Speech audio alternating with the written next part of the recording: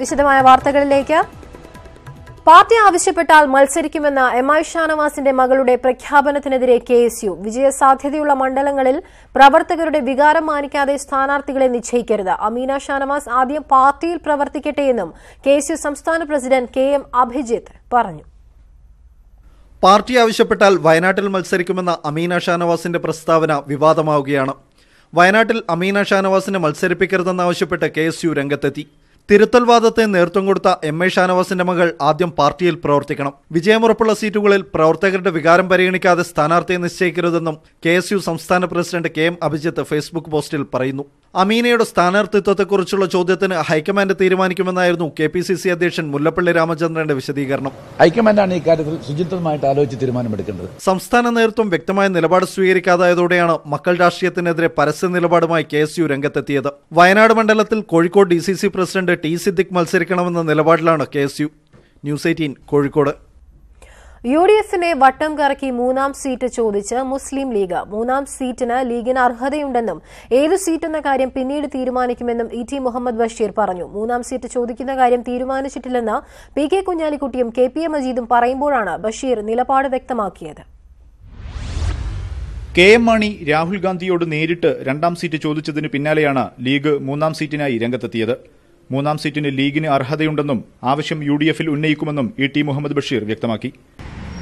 ലീഗിന് ഒരു 3-ാം parliament seat ചോദിക്കാൻ അർഹതയുണ്ട്. ഞങ്ങൾ ചോദിക്കും. ഏത് സീറ്റ് ചോദിക്കണമെന്ന കാര്യം പിന്നീട് തീരുമാനിക്കും. അതല്ലാതെ ഇപ്പോൾ ഏതാണ് എന്താണ് എങ്ങനെ എന്നീ ഘട്ടത്തിൽ പറയാൻ നോക്കില്ല. ലീഗിന് 3-ാം സീറ്റിന് അർഹതയുള്ളതുകൊണ്ട് തീർച്ചയായും ഞങ്ങൾ ആവശ്യപ്പെടും. അത് വ്യക്തമാണ്. നിയമസഭാ പ്രാതിനിധ്യത്തിന്റെയും തദ്ദേശ തെരഞ്ഞെടുപ്പിലെ വോട്ട് കണക്കുകളും വെച്ചാണ് ലീഗ് 3-ാം സീറ്റിന് വേണ്ടിയുള്ള അവകാശവാദം ഉന്നയിക്കുന്നത്. മുൻകാലങ്ങളിലും പാർട്ടിയിൽ ഉയർന്ന ഈ ആവശ്യം ആദ്യമായാണ് ഇത്രത്തോളം ശക്തമാകുന്നത്. വയനാട്, കാസർകോട്, വടകര സീറ്റുകളിൽ ഏതെങ്കിലും ഒന്ന് വേണമെന്നാണ് മുസ്ലിം ലീഗിനുള്ളിൽ ഉയരുന്ന ആവശ്യം. അതേസമയം 3-ാം സീറ്റ് ചോദിക്കാൻ പാർട്ടി ഇതുവരെ തീരുമാനിച്ചിട്ടില്ലെന്ന് പി.കെ. കുഞ്ഞാലിക്കുട്ടിയും കെ.പി.എ. മജീദും നിലപാട് വ്യക്തമാക്കിയിരിക്കെയാണ് ഇ.ടി. മുഹമ്മദ് ബഷീർ ആവശ്യം പരസ്യപ്പെടുത്തി രംഗത്തെത്തിയത്. ഇന്നലെ രാഹുൽ ഗാന്ധിയുമായി നടത്തിയ കൂടിക്കാഴ്ചയിൽ 3-ാം സീറ്റ് ചോദിക്കാതിരുന്നതിൽ പാർട്ടിക്കുള്ളിൽ അതൃപ്തി പുകയുന്നുണ്ട്. ഇതിലുള്ള പ്രതിഷേധം അറിയിച്ചുകൂടിയാണ് ഇ.ടി. മുഹമ്മദ് ബഷീറിന്റെ പരസ്യ പ്രസ്താവന. മുഹമ്മദ് ഷഹീദ്, ന്യൂസ് 18 കോഴിക്കോട്. കേരള കോൺഗ്രസിൽ ഭിന്നിപ്പിന്റെ അന്തരീക്ഷം ശക്തമാക്കി. രക്തസാക്ഷിത്വ ദിനത്തിൽ ജോസഫ് ഗ്രൂപ്പ് സംഘടിപ്പിച്ച പ്രാർത്ഥനായജ്ഞം. പി.ജെ. ജോസഫ് ചെയർമാനായ ഗാന്ധി സ്റ്റഡി സെന്റർ സംഘടിപ്പിച്ച പരിപാടിയിൽ ജോസഫ് ഗ്രൂപ്പ് നേതാക്കൾ ഒന്നടങ്കം പങ്കെടുത്തപ്പോൾ കെ.എം. മാണിയും മാണി ഗ്രൂപ്പ് നേതാക്കളും വിട്ടുനിന്നു. അതേസമയം പി.സി. ജോർജ് പരിപാടിയിൽ സംബന്ധിക്കാനെത്തിയത് പുതിയ രാഷ്ട്രീയ നീക്കത്തിന്റെ സൂചനയായി. ജോസഫ് മാണി ഗ്രൂപ്പുകൾക്കിടയിൽ ഭിന്നത ശക്തിപ്പെടുന്നതിനിടെയായിരുന്നു പി.ജെ. ജോസഫിന്റെ നേതൃത്വത്തിലുള്ള ഗാന്ധി സ്റ്റഡി സെന്റർ പരിപാടി സംഘടിപ്പിച്ചത്. മാണി ഗ്രൂപ്പ് നേതാക്കൾ വിട്ടുനിന്നെങ്കിലും കേരള കോൺഗ്രസിലെ ജോസഫ് ഗ്രൂപ്പുകാരുടെ ഒത്തുചേരലായി പ്രാർത്ഥനായജ്ഞം. പരിപാടിക്ക് രാഷ്ട്രീയ ലക്ഷ്യമില്ലെന്ന് പി.ജെ. ജോസഫ് തന്നെ വ്യക്തമാക്കുമ്പോഴും കേരള കോൺഗ്രസിലെ പുതിയ സാഹചര്യത്തിൽ കൃത്യമായ സന്ദേശം നൽകാനാണ് ജോസഫ് ഗ്രൂപ്പ് ശ്രമിക്കുന്നതെന്ന് വ്യക്തം. നിയമസഭയിൽ മോൻസ് ജോസഫ് എല്ലാവരും ക്ഷണിച്ചു, കുറെ പേര് ഒത്തു. കെ.എം. മാണി വിട്ടുനിന്നെങ്കിലും ജോസ് കെ മാണി പരിപാടിക്ക് പിന്തുണ അറിയിച്ചു. അങ്ങനെ ഒരു പരിപാടി നടത്തുന്നത് നല്ലതാണ്. ഞങ്ങളുടെ മുദ്രാവാക്യം മതേതര ഭാരതത്തിൽ ഏറ്റവും പ്രധാനപ്പെട്ട അവർ മുന്നോട്ട് വെക്കുന്ന അതേ ഈ ഇത് തന്നെയാണ്. അത് ഒന്നുകൂടെ ഞങ്ങൾക്ക് സ്ട്രെങ്ത് തരികയുള്ളൂ. പഴയ നേതാവിന്റെ പരിപാടിക്ക് പി.സി. ജോർജ് എത്തിയത് എല്ലാവരെയും അമ്പരപ്പിച്ചു. ഇത് സംബന്ധിച്ച ജോർജിന്റെ പ്രതികരണം ഇങ്ങനെ: കോഴയ്ക്കെതിരെ ജോസഫ് സമരം നടത്തുമ്പോൾ കെ.എം. മാണി എങ്ങനെ പങ്കെടുക്കുന്നത്? നിങ്ങൾ എന്തറിഞ്ഞുകൊണ്ടായി വർത്തമാനം പറയുന്നത്? കോഴയ്ക്കെതിരെ ബഹുമാനപ്പെട്ട പി.എ. ജോസഫിന്റെ നേതൃത്വത്തിൽ നടക്കുന്ന ഈ പ്രാർത്ഥന സഫലമാകട്ടെ എന്ന് ഞാൻ പ്രാർത്ഥിക്കുന്നു. പെട്ടെന്ന് കടുത്ത നീക്കങ്ങൾക്ക് മുതിർന്നേക്കില്ലെങ്കിലും പാർട്ടിയിൽ പിളർപ്പിന്റെ സാഹചര്യം ഉരുത്തിരിയുന്നുണ്ടെന്നാണ് ജോസഫ് ഗ്രൂപ്പിന്റെ പൊതുവികാരം. ജോസ് കെ മാണിയുടെ കേരള യാത്രയിൽ പ്രവർത്തക പങ്കാളിത്തം കുറവാണെന്ന പരാതിക്കിടയിലും ജോസഫ് ഗ്രൂപ്പ് തലസ്ഥാനത്ത് പ്രവർത്തകരെ എത്തിച്ച് ശക്തി തെളിയിക്കാനാണ് ശ്രമിച്ചത്. ന്യൂസ് 18 തിരുവനന്തപുരം. സീറ്റ് നിർണയത്തിൽ വിട്ടുവീഴ്ചയ്ക്ക് തയ്യാറായി ബി.ഡി.ജെ.എസ്. 8 സീറ്റ് ആവശ്യപ്പെട്ടിടത്ത് 5 കിട്ടിയാൽ സമവായത്തിന് തയ്യാറാകും. മികച്ച സ്ഥാനാർത്ഥികളെ മത്സര രംഗത്തിറക്കണമെന്നും നേതാക്കന്മാർ മാറി നിൽക്കണമെന്നുമാണ് തീരുമാനമെന്ന് യോഗശേഷം തുഷാർ വെള്ളാപ്പള്ളി പറഞ്ഞു. 4 സീറ്റ് മാത്രമേ ബി.ഡി.ജെ.എസിന് നൽകൂ എന്ന് ബി.ജെ.പിയുടേതായി പ്രചരിക്കുന്ന തീരുമാനം മാധ്യമ സൃഷ്ടിയാണെന്നായിരുന്നു തുഷാർ വെള്ളാപ്പള്ളിയുടെ പ്രതികരണം. 8 സീറ്റ് ആവശ്യപ്പെട്ടിട്ടുണ്ടെങ്കിലും സമവായത്തിന് തയ്യാറാണ്. 8 സീറ്റാണ് ഞങ്ങളിപ്പോൾ ചോദിച്ചിട്ടുള്ളത്. അതിൽ അങ്ങോട്ടും ഇങ്ങോട്ടും എന്തെങ്കിലും സംസാരിച്ചാൽ വ്യത്യാസം വരുത്തണമെങ്കിൽ വ്യത്യാസം വരുത്തി അത് ഫൈനലൈസ് ചെയ്യും. നേതാക്കന്മാർ മത്സരിക്കുന്നതിനെ വിമർശിച്ച തുഷാർ മികച്ച പ്രവർത്തകരെയാണ് മത്സരരംഗത്തിറക്കേണ്ടതെന്നും അഭിപ്രായപ്പെട്ടു. കേന്ദ്ര സർക്കാരിൽ നിന്ന് ഇതുവരെ സ്ഥാനമാനങ്ങളൊന്നും ആവശ്യപ്പെട്ടിട്ടില്ല. തെരഞ്ഞെടുപ്പിന് ശേഷം BDJS അർഹതപ്പെട്ട ആനുകൂല്യങ്ങൾ ചോദിച്ചു വാങ്ങും. മുന്നോക്ക സാമ്പത്തിക സംവരണ വിഷയത്തിൽ കേന്ദ്ര സർക്കാരിനെ BDJS പിന്തുണയ്ക്കില്ല. BDJS സംബന്ധിച്ചിടത്തോളം ഞങ്ങൾ സാമ്പത്തിക സംവരണത്തെ അനുകൂലിക്കുന്നവരല്ല. അത് വ്യക്തമായിട്ടുള്ള ധാരണ ഞങ്ങൾക്കുണ്ട്. അത് ഒരു അതിന്റെ വേദികൾ ഞങ്ങൾ അതിന്റെ അഭിപ്രായങ്ങൾ ഞങ്ങൾ അറിയിക്കും. സ്ഥാനാർത്ഥികളെ സംബന്ധിച്ച തീരുമാനം NDA യോഗത്തിന് ശേഷമുണ്ടാകും. 8 സീറ്റുകൾ ആവശ്യപ്പെട്ട BDJSന് 5 സീറ്റുകളെങ്കിലും ലഭിക്കുമെന്ന പ്രതീക്ഷയാണുള്ളത്. തുഷാർ മത്സരിക്കണമെന്ന് സ്റ്റേറ്റ് കൌൺസിൽ യോഗത്തിൽ ആവശ്യമുയർന്നെങ്കിലും BDJS അധ്യക്ഷൻ തെരഞ്ഞെടുപ്പിൽ നിന്ന് വിട്ടുനിൽക്കാനാണ് സാധ്യത. ന്യൂസ് 18 ആലപ്പുഴ. CPM നേതാവും മുൻ MLAയുമായ സൈമൺ ബ്രിട്ടോയുടെ മരണകാരണത്തെക്കുറിച്ച് വ്യക്തത വന്നിട്ടില്ലെന്ന ഭാര്യ സീന ഭാസ്കർ. സൈമൺ ബ്രിട്ടോ ഹൃദ്രോഗിയായിരുന്നില്ലെന്നും മരണ സർട്ടിഫിക്കറ്റിൽ അങ്ങനെയാണ് രേഖപ്പെടുത്തിയതെന്നും അവർ പറഞ്ഞു. സൈമൺ ബ്രിട്ടോയെ നേരത്തെ ആശുപത്രിയിൽ എത്തിച്ചിരുന്നുവെങ്കിൽ അദ്ദേഹത്തെ രക്ഷപ്പെടുത്താമായിരുന്നു എന്നാണ് ചികിത്സിച്ച ഡോക്ടറുടെ പ്രതികരണം. സൈമൺ ബ്രിട്ടോയുടെ മരണ സർട്ടിഫിക്കറ്റിലെ ആശയക്കുഴപ്പം നീക്കണമെന്നാണ് ഭാര്യ സീന ഭാസ്കറിന്റെ ആവശ്യം. ബ്രിട്ടോയ്ക്ക് ഹൃദയ സംബന്ധമായ അസുഖങ്ങളില്ല. 25 വർഷമായിട്ട് ബ്രിട്ടോടൊപ്പം ജീവിക്കുമ്പോൾ ഒരു തവണ പോലും അങ്ങനൊരു ഹൃദയ സംബന്ധമായ ഒരു ബുദ്ധിമുട്ട് ബ്രിട്ടോയ്ക്ക് വന്നിട്ടില്ല.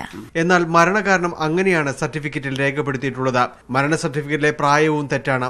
എന്നാൽ മരണത്തിൽ ദുരൂഹതയുണ്ടെന്ന് പറയുന്നില്ലെന്നും സീന വ്യക്തമാക്കി. എനിക്കതിനെക്കുറിച്ച് പറയാൻ തന്നെ ഒരു അർഹതയില്ലായിരുന്നു. ഞാൻ കൂടെ ഉണ്ടാവാത്തൊരാളാണ്.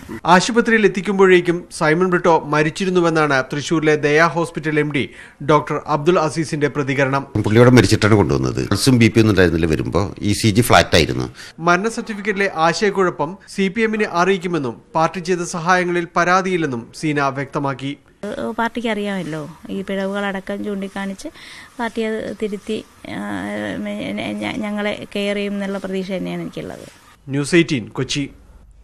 പ്രായപൂർത്തിയാകാത്ത ആദിവാസി പെൺകുട്ടിയെ പീഡിപ്പിച്ച കേസിൽ കോൺഗ്രസ് നേതാവിനെ പാർട്ടിയിൽ നിന്നും പുറത്താക്കി. വയനാട് DCC അംഗം OM ജോർജിനെതിരെയാണ് നടപടി. ജോലിക്ക് നിന്ന് ആദിവാസി ദമ്പതികളുടെ മകളായ 17-കാരിയെ പീഡിപ്പിച്ചെന്ന പരാതിയിൽ പോലീസ് പോക്സോ ചുമത്തി കേസെടുത്തു. ജോർജ് ഒളിവിലാണ്. DCC മുൻ ജനറൽ സെക്രട്ടറിയും ബത്തേരി മുൻ പഞ്ചായത്ത് പ്രസിഡന്റുമായ OM ജോർജ് 1.5 വർഷത്തോളം 17-കാരിയായ ആദിവാസി പെൺകുട്ടിയെ പീഡിപ്പിച്ചെന്നാണ് കേസ്. ജോർജ് പെൺകുട്ടിയുടെ മൊബൈൽ ഫോണിലേക്ക് അയച്ച സന്ദേശം കണ്ട മാതാപിതാക്കൾ കുട്ടിയെ ചോദ്യം ചെയ്തിരുന്നു. തുടർന്ന് ഒരാഴ്ച മുമ്പ് പെൺകുട്ടി ആത്മഹത്യയ്ക്ക് ശ്രമിച്ചു. പരാതി ലഭിച്ചതിന്റെ അടിസ്ഥാനത്തിൽ ചൈൽഡ് ലൈൻ പ്രവർത്തകർ പെൺകുട്ടിയുമായി സംസാരിച്ച ശേഷമാണ് പീഡനം സ്ഥിരീകരിച്ചത്. വിവരം പോലീസിന് കൈമാറിയെങ്കിലും യഥാസമയം നടപടി സ്വീകരിച്ചില്ലെന്നും ജോർജിന് രക്ഷപ്പെടാൻ അവസരം നൽകിയെന്നും ആക്ഷേപമുണ്ട്. ജോർജിനെ പാർട്ടിയിൽ നിന്ന് പുറത്താക്കിയതായും കുറ്റക്കാരെ സംരക്ഷിക്കില്ലെന്നും KPCC അധ്യക്ഷൻ Mullappally Ramachandran.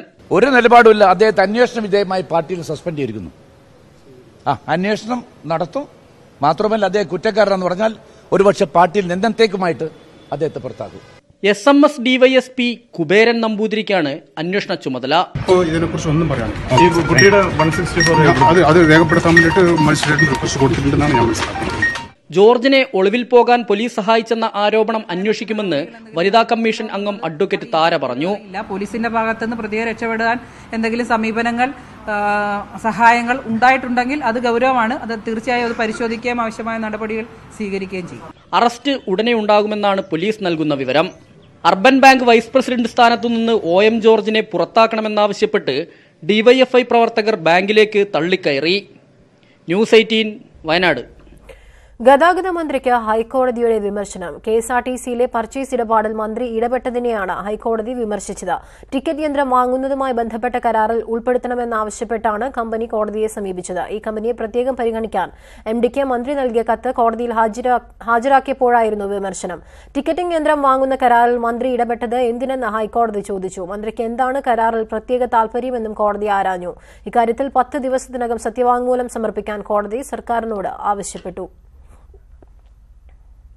CPM office raid ചെയ്ത SP ചൈത്ര തെരേസ ജോണിനെതിരായ നടപടിയുടെ കാര്യത്തിൽ മുഖ്യമന്ത്രിയുടെ തീരുമാനമെന്ന്. വിവാദങ്ങൾ ഒഴിവാക്കുന്നതിന്റെ ഭാഗമായി കാര്യമായ അച്ചടക്ക നടപടിക്ക് സർക്കാർ തയ്യാറാകില്ല എന്നാണ് സൂചന. സർക്കാരാണ് തീരുമാനമെടുക്കേണ്ടതെന്നായിരുന്നു DGPയുടെ പ്രതികരണം. നടപടി ആവശ്യത്തിൽ CPM ജില്ലാ നേതൃത്വം ഉറച്ചുനിൽക്കുകയാണ്. ചൈത്ര തെരേസ ജോണിന്റെ വിവാദ പരിശോധന സംബന്ധിച്ച പോലീസ് മേധാവിയുടെ റിപ്പോർട്ട് മുഖ്യമന്ത്രിയുടെ പരിഗണനയിലാണ്. അച്ചടക്ക നടപടിക്ക് ശുപാർശ ചെയ്യാത്ത പോലീസ് റിപ്പോർട്ടിൽ ഇനി മുഖ്യമന്ത്രിയുടെ തീരുമാനമാണ് നിർണായകം. റിപ്പോർട്ട് കൈമാറിയ കാര്യം DGPയും സ്ഥിരീകരിച്ചു.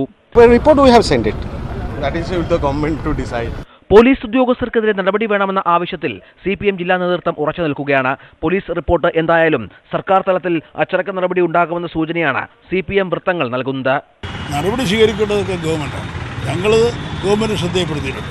എന്നാൽ പാർട്ടി ഓഫീസിൽ പരിശോധന നടത്തിയതിന്റെ പേരിൽ പോലീസ് ഉദ്യോഗസ്ഥർക്കെതിരെ കൂടുതൽ നടപടി വേണമെന്നാണ് സർക്കാർ തലത്തിലെ ധാരണയെന്നാണ് സൂചന. ഇതിനിടെ രക്തസാക്ഷി ദിനാചരണവുമായി ബന്ധപ്പെട്ട മുഖ്യമന്ത്രിയുടെ പരിപാടിയിൽ ചൈത്ര തെരേസ ജോണും പങ്കെടുത്തു. ന്യൂസ് 18 തിരുവനന്തപുരം. തിരുവനന്തപുരത്ത് റോഡിൽ പോലീസുകാരെ മർദ്ദിച്ച കേസിലെ മുഖ്യപ്രതിയായ SFI ജില്ലാ കമ്മിറ്റി അംഗം നസീം കീഴടങ്ങി. കന്റോൺമെന്റ് പോലീസ് സ്റ്റേഷനിലെത്തി കീഴടങ്ങുകയായിരുന്നു. ഇതോടെ കേസിൽ കീഴടങ്ങിയവരുടെ എണ്ണം 5 ആയി. നസീം ഒളിവിലായതിനാലാണ് അറസ്റ്റ് വൈകുന്നതെന്ന് പോലീസ് ന്യായീകരിച്ചിരുന്നു. എന്നാൽ യൂണിവേഴ്സിറ്റി കോളേജിൽ കഴിഞ്ഞ ദിവസം മന്ത്രി പങ്കെടുത്ത പരിപാടിയിൽ നസീം എത്തി. ഇതിന്റെ ദൃശ്യങ്ങളടക്കം പുറത്തുവന്നതിനു പിന്നാലെയാണ് നസീം പോലീസ് സ്റ്റേഷനിലെത്തി കീഴടങ്ങിയത്. SFI ജില്ലാ കമ്മിറ്റി അംഗമാണ് നസീം. ഡിസംബർ 12-നാണ് പാളയത്ത് ട്രാഫിക് നിയമലംഘനം തടഞ്ഞ പോലീസുകാരനെ SFI പ്രവർത്തകർ മർദ്ദിച്ചത്. കേസിൽ ശ്രീജിത്ത്, ആരോമൽ, അഖിൽ, ഹൈദർ എന്നീ SFI പ്രവർത്തകർ നേരത്തെ പൂജപ്പുര പോലീസ് സ്റ്റേഷനിൽ കീഴടങ്ങിയിരുന്നു. ന്യൂസ് 18 തിരുവനന്തപുരം. ISRO മുൻ ശാസ്ത്രജ്ഞൻ നമ്പി നാരായണനെ ഗോവിന്ദചാമിയോട് ഉപമിച്ച മുൻ DGP TP സെൻകുമാറിനെതിരെ കേസെടുക്കാൻ പോലീസ് ആലോചിക്കുന്നു. കേസെടുക്കുന്നത് സംബന്ധിച്ച് പോലീസ് നിയമോപദേശം തേടി. നമ്പി നാരായണന് പത്മഭൂഷൺ ലഭിച്ചതിന് പിന്നാലെയായിരുന്നു സെൻകുമാറിന്റെ വിവാദ പ്രസ്താവന. അടുത്ത വർഷം ഗോവിന്ദചാമിക്കും അമറുൽ ഇസ്ലാമിനും ഈ വർഷം വിട്ടുപോയ മറിയം റഷീദയ്ക്കും പത്മവിഭൂഷൺ തന്നെ കിട്ടുമോ എന്ന് എനിക്ക് പ്രത്യാശയുണ്ട്. കൊടും ക്രിമിനലുകളോട് നമ്പിനാരായണനെ ഉപമിച്ചത് കേസെടുക്കേണ്ട കുറ്റമാണെന്ന് ചൂണ്ടിക്കാട്ടി കോഴിക്കോട്ടെ പൊതുപ്രവർത്തകൻ DGPക്ക് പരാതി നൽകിയിരുന്നു. സുപ്രീംകോടതി കുറ്റവിമുക്തനാക്കിയ ആളെ അധിക്ഷേപിക്കുന്നത് നീതിപീഠത്തോടുള്ള വെല്ലുവിളിയാണെന്നും പരാതിയിൽ പറഞ്ഞിരുന്നു. ഈ പരാതിയാണ് പോലീസ് ഗൌരവമായി പരിഗണിക്കുന്നത്. പരാതി തുടർ നടപടിക്കായി തിരുവനന്തപുരം സിറ്റി പോലീസ് കമ്മീഷണർക്ക് കൈമാറി. സെൻകുമാറിനെതിരെ കേസെടുക്കാനോ അന്വേഷണത്തിനോ സാധ്യതയുണ്ടോ എന്ന് പോലീസ് കമ്മീഷണർ S. സുരേന്ദ്രൻ നിയമോപദേശം തേടി. സെൻകുമാർ സംസ്ഥാന സർക്കാരിനെതിരെ രൂക്ഷ വിമർശനങ്ങൾ നടത്തുന്നതിനിടെയാണ് ഈ പരാതിയും നിയമോപദേശം തേടലും. പത്മ പുരസ്കാരം പ്രഖ്യാപിച്ചതിന് പിന്നാലെ പത്രസമ്മേളനം വിളിച്ചാണ് നമ്പിനാരായണനെതിരെ സെൻകുമാർ പ്രസ്താവന നടത്തിയത്. ന്യൂസ് 18 തിരുവനന്തപുരം. പ്രളയാനന്തരവും സംസ്ഥാനത്ത് മെച്ചപ്പെട്ട സാമ്പത്തിക വളർച്ച. മൊത്തം ഉൽപാദനത്തിൽ 7.18% വർധന. മുൻവർഷം ഇത് 6.22% മാത്രമായിരുന്നു. ആസൂത്രണ സമിതി തയ്യാറാക്കിയ സാമ്പത്തിക അവലോകന റിപ്പോർട്ട് ബജറ്റിന് മുന്നോടിയായി സഭയുടെ മേശപ്പുറത്ത് വെച്ചു. കാർഷിക വ്യാവസായിക മേഖലകളിലും ഉത്പാദന മേഖലയിലും വളർച്ച. 14 പൊതുമേഖലാ സ്ഥാപനങ്ങൾ ലാഭത്തിലായി. സർക്കാർ സ്കൂളുകളിൽ കുട്ടികളുടെ എണ്ണത്തിൽ വർധന. പ്രവാസികളുടെയും കുടിയേറ്റ പ്രവാസികളുടെയും എണ്ണം കുറഞ്ഞപ്പോൾ തിരിച്ചുവരുന്ന പ്രവാസികളുടെ എണ്ണം കൂടി. പ്രവാസി വരുമാനത്തിൽ വർധനയുണ്ടെങ്കിലും വളർച്ചാ നിരക്കിലെ കുറവ് ആശങ്കാജനകമായി തുടരുന്നു. സംസ്ഥാനത്തിന്റെ പൊതുസ്ഥിതിയെ സാമ്പത്തിക അവലോകന റിപ്പോർട്ട് ഇങ്ങനെ പറഞ്ഞുവെക്കുന്നു. കഴിഞ്ഞ സാമ്പത്തിക വർഷം ദേശീയ ശരാശരിയേക്കാൾ താഴെയായിരുന്നു സംസ്ഥാനത്തെ സാമ്പത്തിക വളർച്ചാ നിരക്ക്. 3 പതിറ്റാണ്ടിനിടെ ആദ്യമായുണ്ടായ ഈ സാമ്പത്തിക തകർച്ച പ്രളയ ദുരന്തത്തിനിടയിലും സംസ്ഥാനം മറികടന്നു. എന്നാൽ ഈ വളർച്ച സുസ്ഥിരമല്ലെന്ന് ധനമന്ത്രി. നമ്മളൊരു 1.5% വളർച്ച നിരക്ക് താഴേക്ക്. കാരണം പ്രളയം മൂലം സ്വത്തുക്കൾ മാത്രമല്ല നശിച്ചിട്ടുള്ളൂ. ഇത് 2 മാസക്കാലം സാമ്പത്തിക സ്തംഭനം വരുന്ന സംസ്ഥാനത്ത് ഒരു മാന്യകാലത്തെന്ന പോലെ തന്നെ സർക്കാരിന്റെ ചെലവ് ചുരുക്കാനല്ല, ചെലവ് വർദ്ധിപ്പിക്കാനാണ് ബഡ്ജറ്റിൽ പരിശ്രമിക്കുന്നത്. മൊത്തം ആഭ്യന്തര ഉത്പാദനത്തിൽ 11.42% വർധനയുണ്ട്. ആളോഹരി വരുമാനം 10.87% വർദ്ധിച്ചു. 1.48 ലക്ഷം രൂപയാണ് പ്രതിശീർഷ വരുമാനം. GST സംസ്ഥാനത്തിന് കാര്യമായ നേട്ടമുണ്ടാക്കിയില്ല. സംസ്ഥാനത്തിന്റെ നികുതിയേതര വരുമാനത്തിലും 15.46% വളർച്ചയുണ്ടായി. റവന്യൂ കമ്മി 2.46%, ധനക്കമ്മി 3.91% കുറഞ്ഞു. ന്യൂസ് 18 തിരുവനന്തപുരം. പ്രതീക്ഷയോടെ കേരളം.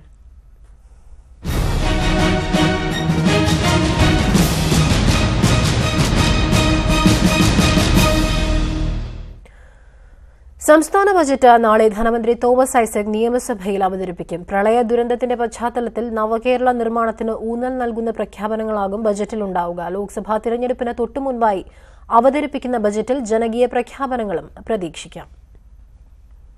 സംസ്ഥാനം കടുത്ത സാമ്പത്തിക പ്രതിസന്ധിയിലൂടെ കടന്നുപോകുന്ന സാഹചര്യത്തിൽ ധനമന്ത്രിയുടെ പെട്ടിയിൽ എന്തൊക്കെ എന്നതാണ് എല്ലാവരും ആകാംക്ഷയോടെ കാത്തിരിക്കുന്നത്.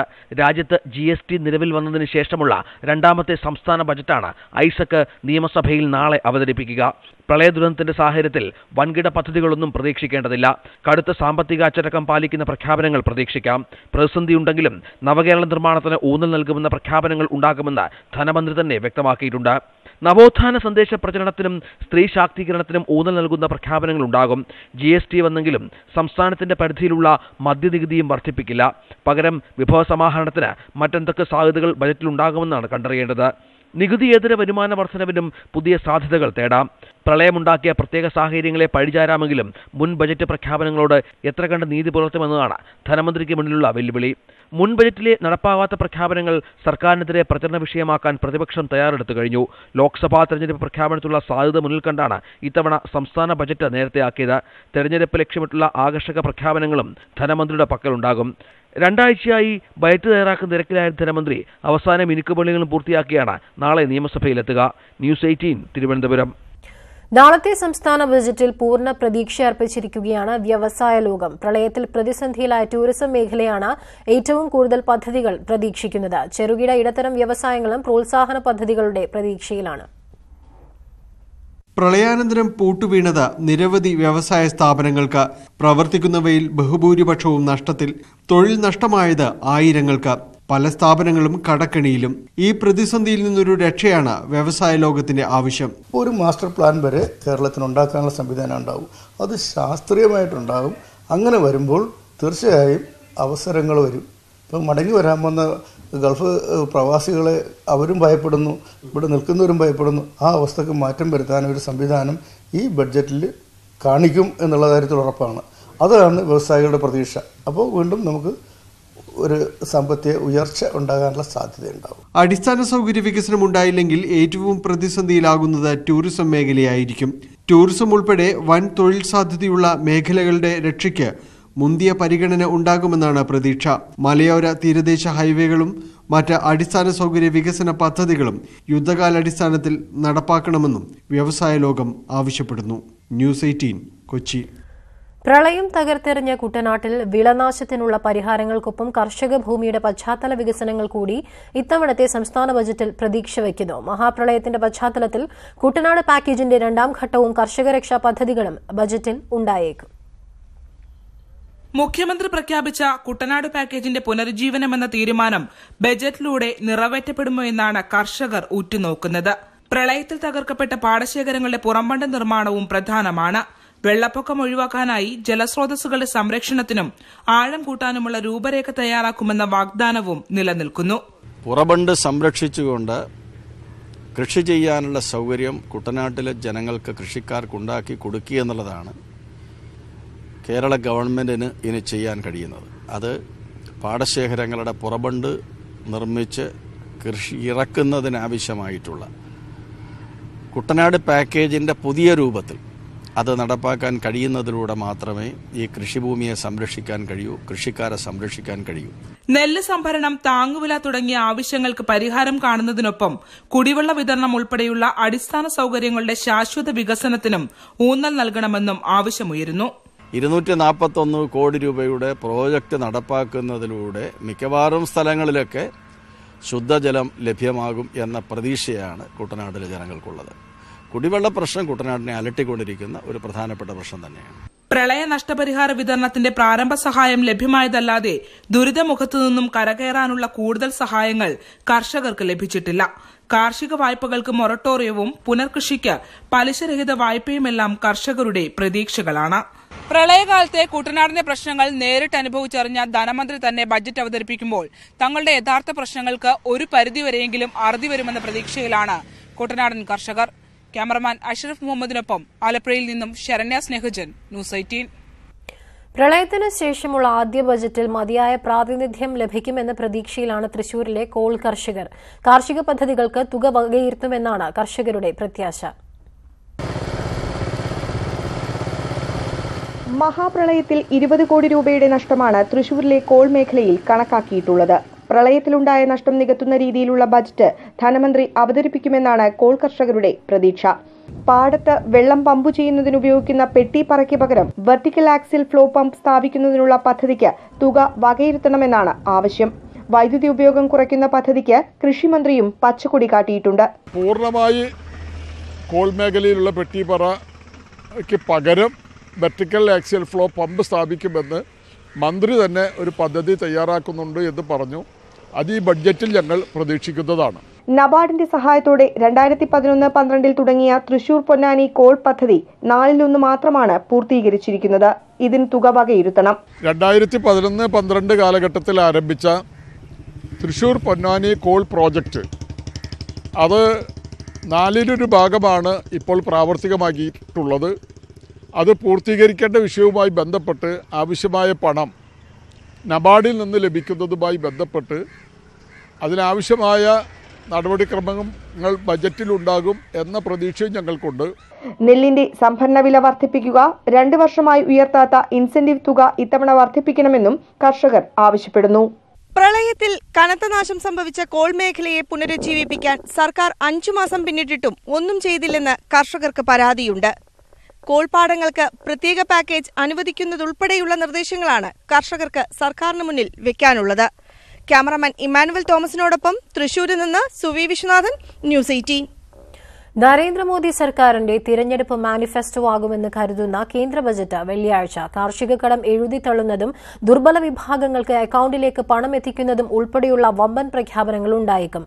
ബജറ്റ് സമ്മേളനത്തിന് മുന്നോടിയായി ലോക്സഭാ സ്പീക്കർ സുമിത്ര മഹാജൻ സർവകക്ഷി യോഗം വിളിച്ചു. തെരഞ്ഞെടുപ്പിന് മുമ്പ് നരേന്ദ്രമോദി സർക്കാർ എന്തൊക്കെ പ്രഖ്യാപിക്കും? സാധ്യത 1, മധ്യപ്രദേശ്, രാജസ്ഥാൻ, ഛത്തീസ്ഗഡ് ഫലത്തിന്റെ പശ്ചാത്തലത്തിൽ കാർഷിക കടാശ്വാസ പ്രഖ്യാപനം. 2, നെല്ലിന്റെയും ഗോതമ്പിന്റെയും താങ്ങുവില ഇരട്ടിയായെങ്കിലും വർദ്ധിപ്പിക്കും. 3, ആദായനികുതി നൽകേണ്ട വരുമാന പരിധി ഉയർത്തിയേക്കും. 4, പാവപ്പെട്ടവർക്കായി അക്കൌണ്ടിൽ നേരിട്ട് പണമെത്തിക്കുന്ന പുതിയ സഹായ പദ്ധതി.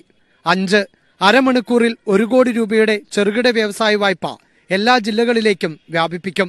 ബജറ്റ് സമ്മേളനത്തിന് മുന്നോടിയായി ലോക്സഭാ സ്പീക്കർ സുമിത്ര മഹാജൻ സർവകക്ഷി യോഗം വിളിച്ചു.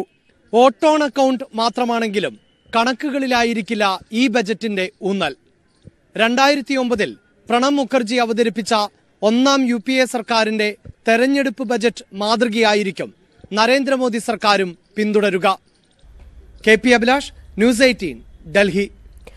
വിധിന്യായങ്ങൾക്ക് രാഷ്ട്രീയ നിറം നൽകുന്നത് ഗുരുതരമായ കോടതിയെ ലക്ഷ്യമെന്ന് ജസ്റ്റിസ് അരുൺ മിശ്ര അധ്യക്ഷനായ സുപ്രീംകോടതി ബെഞ്ച്. അഭിഭാഷകർ മാധ്യമങ്ങളിൽ വിധിന്യായത്തെയും ജഡ്ജിമാരെയും വിമർശിക്കുന്നത് പതിവായി. സാധാരണക്കാർക്ക് കോടതിയിലുള്ള വിശ്വാസം നഷ്ടമാകാൻ ഇത് കാരണമാകും. ഇത്തരം കരിങ്കാലികളെ പുറത്താക്കണം. എല്ലാത്തിനും മുകളിലാണെന്നാണ് ചില അഭിഭാഷകരുടെ വിചാരം. ബാറിന് നഷ്ടമായ നിലവാരം തിരിച്ചുപിടിക്കാൻ നടപടികൾ വേണം. ജഡ്ജിക്കെതിരെ പരാതിയുണ്ടെങ്കിൽ ഉത്തരവാദിത്തപ്പെട്ട അധികാരികളെ സമീപിക്കണം. അടിസ്ഥാനമില്ലാത്ത വ്യാജാരോപണങ്ങൾ മാധ്യമങ്ങളിൽ ഉന്നയിക്കരുത്. വിമർശനങ്ങൾക്ക് മാധ്യമങ്ങളിൽ മറുപടി നൽകാൻ ജഡ്ജിമാർക്ക് കഴിയില്ലെന്നും കോടതി പറഞ്ഞു. അഭിഭാഷകർക്കെതിരായ അച്ചടക്ക നടപടി സംബന്ധിച്ച ഒരു കേസിലാണ് കോടതിയുടെ പരാമർശങ്ങൾ. ഫെബ്രുവരി 21 അയോധ്യയിൽ രാമക്ഷേത്ര നിർമ്മാണം തുടങ്ങുമെന്ന് ഹിന്ദു സന്യാസി സംഘടനകൾ. 500-ലേറെ സന്യാസിമാർ ഇതിനായി അയോധ്യയിലേക്ക് മാർച്ച് നടത്തുമെന്ന് ബദ്രീനാഥ് ജ്യോതിർമഠാധിപതി സ്വരൂപാനന്ദ സരസ്വതി പ്രഖ്യാപിച്ചു. രാമക്ഷേത്രത്തിനായി ജീവൻ നൽകാനും തയ്യാറാണ്. രാമക്ഷേത്രത്തിനായുള്ള അവസാന പോരാട്ടത്തിന് സമയമായിരിക്കുന്നു. ഇനി ഇക്കാര്യത്തിൽ ഹിന്ദു സമൂഹത്തിന് ആരുടെ മുന്നിലും കാത്തുനിൽക്കാൻ കഴിയില്ലെന്നും സ്വരൂപാനന്ദ സരസ്വതി പറഞ്ഞു. കൂടുതൽ വാർത്തകളിലേക്ക് മടങ്ങിയെത്താം ഇടവേളയ്ക്ക് ശേഷം. ശ്രീകുമാർ മേനോന്റെ മഹാഭാരതം യാഥാർത്ഥ്യമാകുന്നു. 1200 കോടി രൂപ ചെലവുള്ള ചിത്രം നിർമ്മിക്കുന്നത് ഡോക്ടർ SK നാരായണനാണ്. ഇതുമായി ബന്ധപ്പെട്ട കരാർ സംവിധായകൻ ഒപ്പുവച്ചു.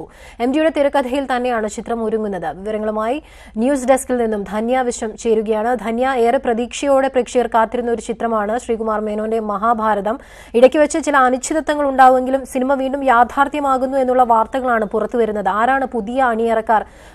ബജറ്റിൽ എന്തെങ്കിലും വ്യത്യാസമുണ്ടോ? സിനിമ എപ്പോൾ യാഥാർത്ഥ്യമാകുമെന്നാണ് സംവിധായകൻ പറയുന്നത്? താമസിയാതെ തന്നെ ചിത്രം യാഥാർത്ഥ്യമാകും എന്നാണ് അമീന അറിയാൻ സാധിക്കുന്നത്. കാരണം പുതിയ കരാറിലാണ് ഒപ്പുവച്ചിരിക്കുന്നത്.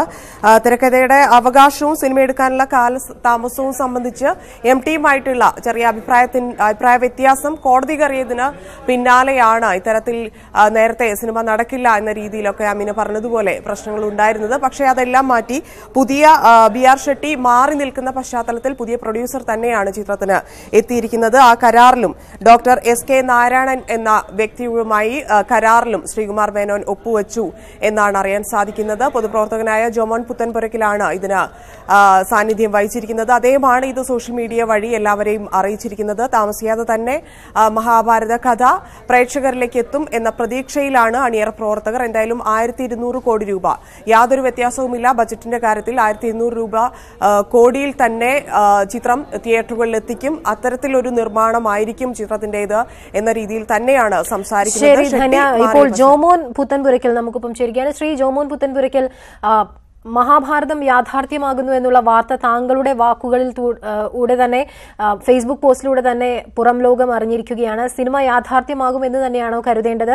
പ്രത്യേകിച്ചും MTയുമായി ചില അസ്വാരസ്യങ്ങൾ നിലനിൽക്കുന്ന ഒരു സാഹചര്യമുണ്ട്. ഇതുമായി ബന്ധപ്പെട്ട ഒരു കേസ് കൂടി കോടതിയിൽ നിലനിൽക്കുന്ന സാഹചര്യമുണ്ട്. അതുകൊണ്ട് ചോദിക്കുകയാണ്. ആ കേസെല്ലാം പരിഹരിക്കാൻ കഴിയുമെന്നുള്ള പ്രതീക്ഷയാണ് ഉള്ളത്. ഇന്നലെ ശ്രീകുമാർ മേനോനും പ്രൊഡ്യൂസറായിട്ടുള്ള ഡോക്ടർ SK നാരായണനും തമ്മിൽ വർക്കല ഗസ്റ്റ് ഹൗസിൽ ചർച്ച നടത്തിയിരുന്നു, ദീർഘമായ ചർച്ച നടത്തിയിരുന്നു. ഇന്ന് കരാർ 1200 കോടി രൂപയുടെ ബഡ്ജറ്റ് രൂപയുടെ മഹാഭാരത സിനിമയുടെ കരാർ സംവിധായകൻ പ്രൊഡ്യൂസറും ഇന്ന് വർക്കല ഗസ്റ്റ് ഹൗസിൽ വെച്ച് ഞാൻ ഉൾപ്പെടുന്ന സാന്നിധ്യത്തിൽ കരാർ ഒപ്പുവെച്ചിരുന്നു. സിംഗപ്പൂർ കേന്ദ്രമായിട്ടുള്ള പ്രൈവറ്റ് ലിമിറ്റഡ് SMBC എന്ന് പറയുന്ന സിംഗപ്പൂർ കേന്ദ്രമായുള്ള ബിൽഡേഴ്സ് കമ്പനിയാണ്. അതിന്റെ അധീനമായിട്ടുള്ള ഡോക്ടർ SK നാരായണനാണ്. അപ്പം ഉടൻ തന്നെ ശ്രീകുമാർ മേനോനും സംവിധായകൻ ശ്രീകുമാർ മേനോനും ഈ സിനിമയിലെ നായകനായിട്ടുള്ള മോഹൻലാലും MD വാസു എന്നവരും തമ്മിൽ തീരുമാനമെടുത്ത് ഉടൻ തന്നെ ഈ സിനിമയുടെ സിനിമ ഷൂട്ടിംഗ് ആരംഭിക്കുന്നതിനെ കുറിച്ച് 3 പേരും പത്രസമ്മേളനം നടത്തുമെന്നുള്ളതാണ് വ്യക്തമായി മനസ്സിലാക്കാൻ കഴിയുന്നത്. ശരി, വളരെ നന്ദി ശ്രീ ജോമോൻ പുത്തൻപുരയ്ക്കൽ. ഈ അവസരത്തിൽ നമ്മളോട് പ്രതികരിച്ചതിന് മറ്റൊരു പ്രധാനപ്പെട്ട വാർത്തയിലേക്ക് പോവുകയാണ്. KSRTC MD സ്ഥാനത്ത് നിന്ന് ടോമിൻ തച്ചങ്കരിയെ മാറ്റി VV അരുൺ ചേരുകയാണ്. അരുൺ, വിവരങ്ങൾ. KSRTC MD സ്ഥാനത്ത് നിന്ന് ടോമിൻ തച്ചങ്കരിയെ മാറ്റിയിരിക്കുന്നു. തച്ചങ്കരി MD ആയത് മുതൽ യൂണിയനുകളുമായി വലിയ തർക്കത്തിലായിരുന്നു. CITUവും ATUCയും അടക്കമുള്ള യൂണിയനുകൾ തച്ചങ്കരിയെ മാറ്റണമെന്ന് പലതവണ സർക്കാരിനോട് ആവശ്യപ്പെട്ടതാണ്. CPMന്റെയും CPIയുടെയും പ്രധാന നേതാക്കളായ ആനത്തനാട്ട വാനത്തിനും പന്നിയൻ രവീന്ദ്രനും പോലും തച്ചങ്കരിക്കെതിരെ പരസ്യമായി രംഗത്ത് വന്നു. യൂണിയനുമായി ഒരു ഘട്ടത്തിലും KSRTCയിലെ യൂണിയനുകളുമായി ഒരു ഘട്ടത്തിലും തച്ചങ്കരി നല്ല ബന്ധത്തിലായിരുന്നില്ല. അതുകൊണ്ട് തന്നെയാണ് അദ്ദേഹത്തെ മാറ്റണമെന്ന യൂണിയനുകൾ നിരന്തരം ആവശ്യപ്പെട്ടത്. അതിനൊടുവിൽ ഇപ്പോൾ തച്ചങ്കരിയെ മാറ്റിയിരിക്കുന്നു. ഇന്ന് ചേർന്ന മന്ത്രിസഭാ യോഗത്തിലാണ് തീരുമാനം. എറണാകുളം സിറ്റി പോലീസ് കമ്മീഷണറായ MB ദിനേശാണ് പുതിയ MD. കാലാവധി കഴിയുന്ന റവന്യൂ സെക്രട്ടറി PH കുര്യന് പകരം ഡോക്ടർ വേണുവിനെ റവന്യൂ സെക്രട്ടറിയുടെ ചുമതലയിൽ നിയമിക്കുകയും ചെയ്തിരിക്കുന്നു. ഏറ്റവും പ്രധാനപ്പെട്ട തീരുമാനം മന്ത്രിസഭാ യോഗത്തിലൂടെ പുറത്തുവരുന്നത് ടോമിൻ തച്ചങ്കരിയെ സ്ഥാനത്തു നിന്ന് മാറ്റി എന്നുള്ളതാണ്. യൂണിയനുകളുമായുള്ള തർക്കം സർക്കാർ മന്ത്രിയുമായും ഗതാഗത മന്ത്രി AK ശശീന്ദ്രനുമായും നല്ല ബന്ധത്തിലായിരുന്നില്ല ടോമിൻ തച്ചങ്കരി. പക്ഷേ ഏറ്റവും പ്രധാനപ്പെട്ട കാര്യം 4 നൂറ്റാണ്ടിന് ശേഷം KSRTC സ്വന്തം നിരക്ക് ശമ്പളം നൽകാൻ പ്രാപ്തമായി എന്ന വാർത്ത കഴിഞ്ഞ ദിവസമാണ് പുറത്തു വന്നത്. ജനുവരി മാസത്തെ ശമ്പളം KSRTC സ്വന്തം അക്കൗണ്ടിൽ നിന്ന് നൽകാനുള്ള തീരുമാനമായി വന്നിരുന്നു. അതിനുള്ള സ്വയം പര്യാപ്തത KSRTC കൈവരിച്ചിരിക്കുന്നു. ആ വാർത്ത വന്ന ദിവസങ്ങൾക്കകം അല്ലെങ്കിൽ മണിക്കൂറുകൾക്കകം തച്ചങ്കരിയെ സ്ഥാനത്ത് മാറ്റിയിരിക്കുന്നു. യൂണിയനുകളുടെ സമ്മർദ്ദം തന്നെയാണ്, രാഷ്ട്രീയ സമ്മർദ്ദം തന്നെയാണ് ഇത്തരമൊരു തീരുമാനത്തിന് പിന്നിൽ. തച്ചങ്കരി KSRTCയുടെ വികസനവുമായി ബന്ധപ്പെട്ട നിരവധി പ്രശ്നങ്ങളിൽ സജീവമായി ഇടപെട്ടിരുന്നു. യൂണിയനുകളുടെ ഒരു തരത്തിലുള്ള നിർബന്ധത്തിനും വഴങ്ങാതെ ഡബിൾ ഡ്യൂട്ടി സിസ്റ്റം മാറ്റി അടക്കമുള്ള തീരുമാനങ്ങളിൽ തച്ചങ്കരി സ്വന്തം തീരുമാനവുമായി മുന്നോട്ട് പോകുകയായിരുന്നു. ഒടുവിൽ യൂണിയനുകളുടെ ശക്തമായ സമ്മർദ്ദത്തിന് വഴങ്ങി സർക്കാർ തച്ചങ്കരിയെ സ്ഥാനത്ത് നീക്കിയിരിക്കുന്നു. അരുൺ, ഇതോടൊപ്പം മറ്റൊരു ചോദ്യം കൂടി ഉയരുകയാണ്. KSRTC ഭരിക്കുന്നതാരെന്നൊരു ചോദ്യം കൂടി തച്ചങ്കരിയെ നീക്കുന്നതിലൂടെ ഉയർന്നു വരുന്ന ഒരു സാഹചര്യമുണ്ടായി. പ്രത്യേകിച്ചും അരുൺ പറഞ്ഞതുപോലെ യൂണിയനുകളുമായും നേതാക്കളുമായും അത്ര നല്ല ബന്ധമായിരുന്നില്ല തച്ചങ്കരി പുലർത്തിയിരുന്നത്. അദ്ദേഹം മന്ദളം തുടങ്ങി KSRTCയിലെ യൂണിയനുകളുമായും നേതാക്കളുമായുള്ള ഒരു പ്രശ്നമുണ്ടായിരുന്നു. ഈ ഒരു സാഹചര്യത്തിൽ അദ്ദേഹത്തെ മാറ്റണമെന്ന് പ്രധാനപ്പെട്ട നേതാക്കൾ തന്നെ ആവശ്യം ഉന്നയിച്ചിരുന്ന ഒരു സാഹചര്യവും ഉണ്ടായിരുന്നു. ഈ ഒരു ആവശ്യമൊക്കെ പരിഗണിച്ച് ആയിരിക്കില്ലേ തച്ചങ്കരിയെ മാറ്റിയത്? അങ്ങനെയല്ലേ മനസ്സിലാക്കേണ്ടത് ഇപ്പോൾ?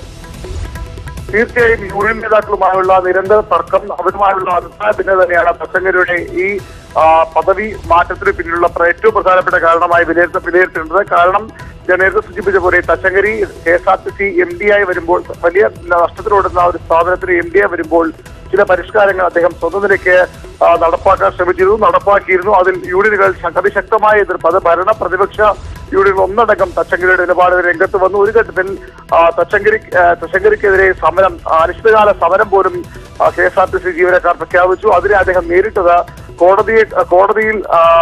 കോടതിയുടെ സഹായത്തോടു കൂടിയായിരുന്നു. കോടതിയിൽ യൂണിയനുകൾക്കെതിരെ പോയത് തച്ചങ്കരിയുമായി ബന്ധപ്പെട്ട ആളാണെന്ന വിമർശനം പോലും യൂണിയനുകൾ ഉന്നയിച്ചിരുന്നു. പക്ഷേ അപ്പോഴൊക്കെ തച്ചങ്കരിക്ക് തന്നെയായിരുന്നു വിജയം.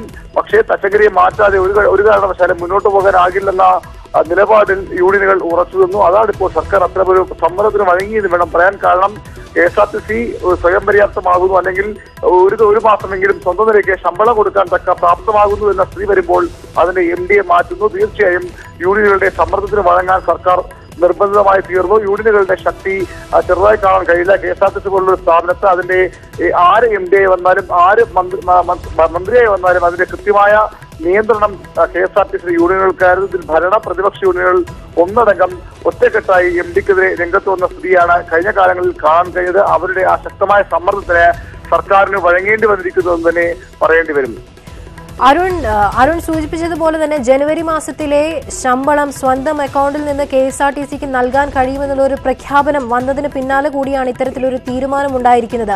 ഇനി വരും നാളുകളിൽ പ്രതിസന്ധിയിലായിരുന്ന KSRTC കരകയറുന്നു എന്നുള്ള സൂചനകൾ ലഭിച്ചുകൊണ്ടിരുന്ന ഈ സാഹചര്യത്തിലാണ് ഇത്തരത്തിലൊരു സ്ഥലമാറ്റം അല്ലെങ്കിൽ ഇത്തരത്തിലുള്ള ഒരു ഭരണമാറ്റം ഉണ്ടാകുന്നത്. അങ്ങനെയെങ്കിൽ ഇനി KSRTCയുടെ ഒരു അവസ്ഥ എന്താകും? പ്രത്യേകിച്ചും KSRTCയെ രക്ഷിക്കുന്നതിന് വേണ്ടി സ്വന്തം താല്പര്യം അല്ലെങ്കിൽ മുഖം നോക്കാതെ തീരുമാനവും നടപടിയും എടുത്ത ഒരു MD കൂടിയായിരുന്നു ടോമിൻ തച്ചങ്കരി. അമീന, KSRTCയുടെ സ്വയം പര്യാപ്ത നമുക്ക് പൂർണ്ണമായി പറയാൻ കഴിയുമെങ്കിൽ പോലും ഒരു മാസമെങ്കിലും സ്വന്തം നിലയ്ക്ക് ശമ്പളം കൊടുക്കാൻ 4 നൂറ്റാണ്ടിന് ശേഷം KSRTC പ്രാപ്തമായിരിക്കുന്നു. അതിനവരെ സഹായിച്ചത് തച്ചങ്കരി എടുത്ത ചില നിലപാടുകൾ തന്നെയാണ്. ഡബിൾ ഡ്യൂട്ടി സിസ്റ്റം അടക്കമുള്ളതിൽ വരുത്തിയ മാറ്റങ്ങൾ തന്നെയാണ്. മറ്റൊന്ന് ശബരിമല സീസണുമായി ബന്ധപ്പെട്ട KSRTCയുടെ വരുമാന വർധനയാണ്. നിലയ്ക്കൽ പമ്പ സർവീസിലൂടെ വലിയ ലാഭം KSRTCക്ക് നേടാൻ കഴിഞ്ഞു. അതുകൊണ്ട് തന്നെയാണ് KSRTCക്ക് ഈ മാസം വലിയൊരു വരുമാന നേട്ടമുണ്ടായത്.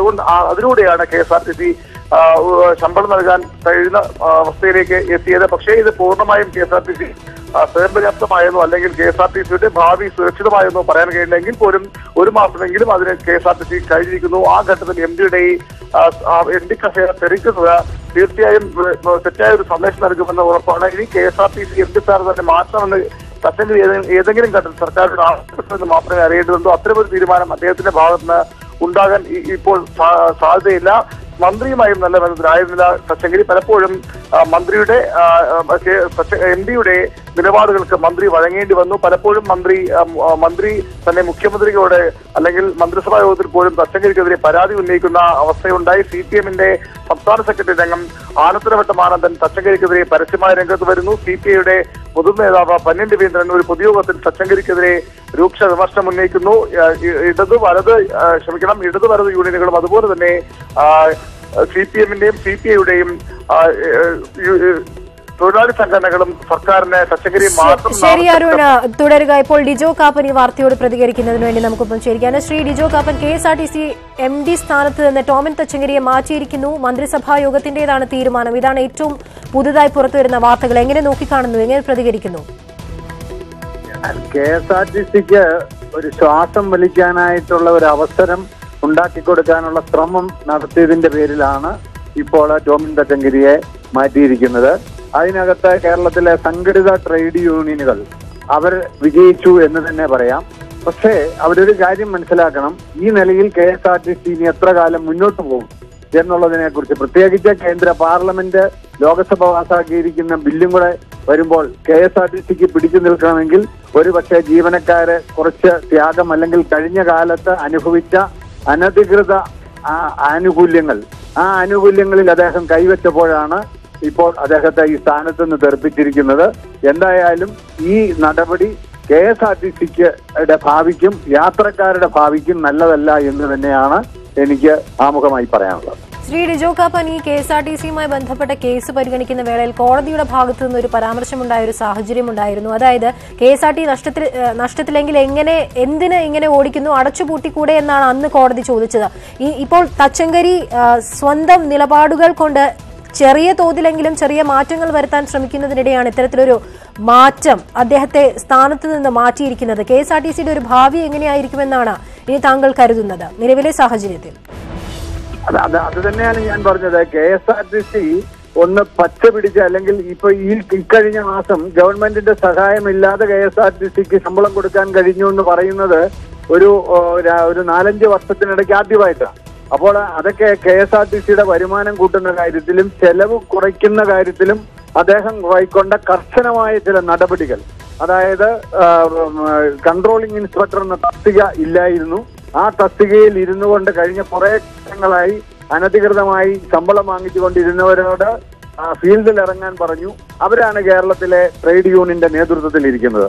ആ ഏത് യൂണിയന്റെയും ഇടത് വലത് വ്യത്യാസമില്ലാത്ത യൂണിയന്റെ തലപ്പത്തിരിക്കുന്ന അവര് ഇപ്പോൾ താൽക്കാലികമായി വിജയിച്ചിരിക്കുന്നു. പക്ഷെ KSRTC ആത്യന്തികമായി പരാജയപ്പെട്ടിരിക്കുന്നു. വളരെ നന്ദി ശ്രീ ഡിജോ കാപ്പൻ പ്രതികരിച്ചതിന്. ഇപ്പോൾ employees union general secretary Rahul നമുക്കൊപ്പം ചേരുകയാണ്. ശ്രീ രാഹുൽ, KSRTC MD സ്ഥാനത്ത് നിന്ന് ടോമിൻ തച്ചങ്കരിയെ മാറ്റിയിരിക്കുന്നു എന്നുള്ള വാർത്തയാണ് പുതുതായി പുറത്തു വരുന്നത്. ഇതിൽ യൂണിയനുകളുമായി അത്ര നല്ല ബന്ധത്തിലായിരുന്നില്ല തച്ചങ്കരി എന്നുള്ളത് വാർത്തകൾ കൊണ്ട് തന്നെ നമുക്കറിയാൻ കഴിയുന്ന ഒരു സാഹചര്യമാണ്. യൂണിയനുകളുടെ പ്രധാനപ്പെട്ട നേതാക്കളുടെ എല്ലാം നിരന്തരമായ ഇടപെടലുകൾ ഉണ്ടായിരുന്നു, അത്തരത്തിലൊരു ആവശ്യമുണ്ടായിരുന്നു എന്നാണ് അറിയാൻ കഴിയുന്നത്. ഈ ഒരു സ്ഥാനമാറ്റത്തെ താങ്കൾ എങ്ങനെ കാണുന്നു? ഇല്ലില്ല, ഇതിനകത്ത് KSRTCയിൽ മാനേജിംഗ് ഡയറക്ടർമാരെ നിയമിക്കുന്നതും അവരെ നീക്കം ചെയ്യുന്നതും ഒക്കെ സർക്കാരിന്റെ ഗവൺമെന്റിന്റെ പോർട്ട്ഫോളിയോയുടെ ഭാഗമാണ്. അതൊന്നും തൊഴിലാളിയെ സംബന്ധിച്ചിടത്തോളം, ഞങ്ങളെ സംബന്ധിച്ചിടത്തോളം ആരെ നിയമിക്കണമെന്നും ആരെ മാറ്റണമെന്നും എന്നുള്ളതൊന്നും ഞങ്ങളുടെ തീരുമാനമോ ഞങ്ങളുടെ പ്രവർത്തനത്തിന്റെ ഭാഗമോ അല്ല. മറിച്ച് ഏത് ഉദ്യോഗസ്ഥൻ KSRTCയുടെ തലപ്പത്ത് വന്നാലും KSRTC ഒരു വലിയ തൊഴിലാളി ഓറിയന്റഡ് ആയ ഒരു വലിയ ഇൻഡസ്ട്രിയാണ്. ഏകദേശം 37,000-ഓളം തൊഴിലാളികളും 10-60,000-ഓളം പെൻഷൻകാരും അവരെ ആശ്രയിക്കുന്ന 40,000-ഓളം കുടുംബങ്ങളും ഒരു വലിയ ബൃഹത്തായ സംവിധാനമാണ്. 32 ലക്ഷം 33 ലക്ഷം യാത്രക്കാർ KSRTC ദൈനംദിനം യാത്ര ചെയ്യുന്ന, അല്ലെങ്കിൽ മറ്റൊരു സംവിധാനം ഇതുപോലെ കേരളത്തിൽ ഉണ്ടാവില്ല.